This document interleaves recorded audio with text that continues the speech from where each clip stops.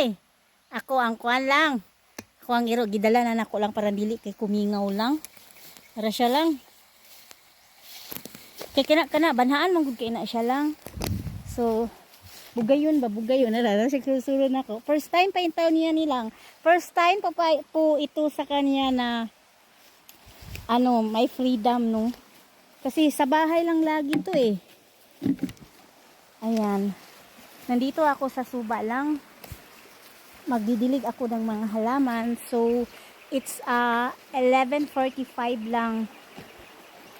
Na ano, dito talaga ako. Ngayon lang ako nakapunta lang because umigay yung katawan ko. Nag-descanso pa ako lang. Ayan. Nandyan siya. Tari. Ayan na. Ang taon. This is the first time na nakalabas siya ng bahay. Wala pang experience yan sa ganito. Nasa bahay, nasa loob ng bahay talaga. Sobrang kulit sa loob ng bahay. Dito lagi siyang nakasunod sa akin. Kanina ang hirap dalhin niya mga langga. Kasi ayaw niyang sumulod at ayaw niyang maglakad sa lupa.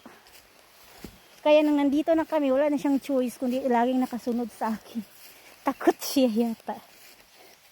Ayan.